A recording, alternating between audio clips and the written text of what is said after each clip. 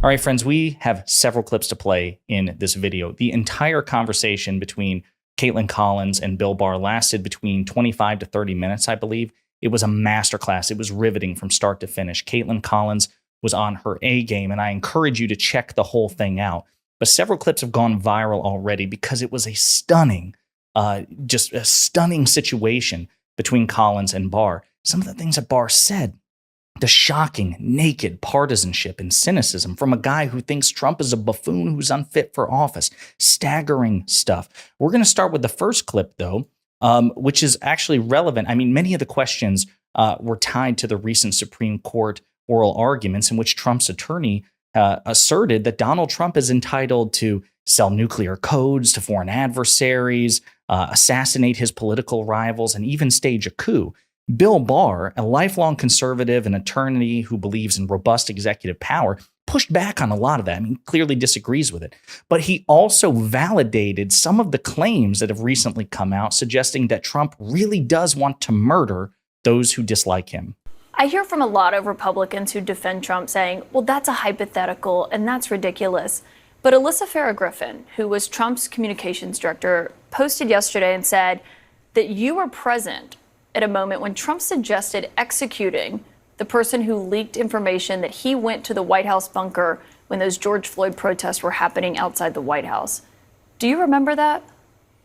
I remember him being very mad about that. I actually don't remember him saying executing, but I wouldn't dispute it. I mean, it doesn't sound. The president would lose his temper and say things like that. I doubt he would have actually carried it out. But he would say that on other occasions. You said the president. The president had I think people sometimes took him too literally, and he would say things like similar to that in occasions to blow off steam. But I wouldn't take him literally every time he did it. Why not? Because at the end of the day, it wouldn't be carried out, and you could talk sense. But just because it's not carried out and you could talk sense into him, doesn't that still mean that the threat is there? Folks, that's stunning.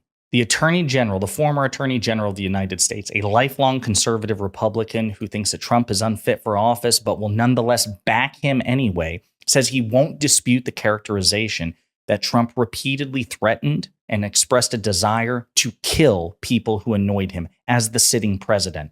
And Bill Barr said, even if I can't recall that specific example, I don't dispute it because Trump would say things like that all the time. And then the very next sentence, he would try to downplay it. Barr's like, well, I mean, he would just let off some steam. The most powerful man in the world talking brazenly to top advisors and White House staff about wielding state power to murder people he doesn't like. And we're supposed to, well, don't worry about it because it wasn't carried out.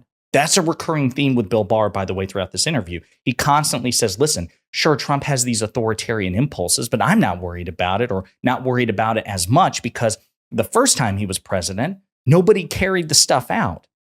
But that's the whole point. Donald Trump says in round 2, if he's elected to a second term, he will appoint people who will carry that stuff out, who are not like Bill Barr, who occasionally show backbone. Backbone Bill Barr somehow can't seem to find now. Got some more clips to play as well. Name one thing that Biden has done that's worse than that. I think his whole administration is a disaster for the country. Is worse than subverting the peaceful transfer of power? Did he succeed? Only because Vice President Mike Pence stood in the way, and now the people who are lining up to be VP again say that they will not do what Mike Pence did.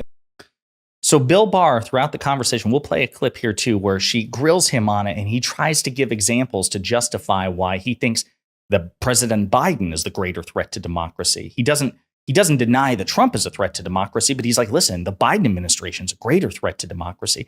And Caitlin Collins is like, okay, name me something that is worse than Donald Trump shattering a 230 plus year tradition of the peaceful transfer of power, which is arguably the single most important political tradition since the founding of this country, the thing that distinguished us from the time of the founding from basically every other nation on earth. The precedent established by President Washington and then carried through again with President Adams, transferring power to Thomas Jefferson, President Jefferson, a political rival. It was remarkable.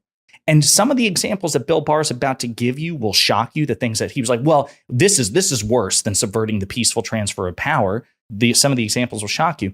But even his answer in that clip, well, Trump didn't succeed. Again, I go back to, there's the Sideshow Bob. I'm not a big fan of The Simpsons, but there's this viral Sideshow Bob clip from The Simpsons where the Sideshow Bob, the murderous clown, is complaining about being jailed for attempted murder. He's like, attempted murder. What is this? Do they give out a Nobel Prize for attempted physics? It's gross.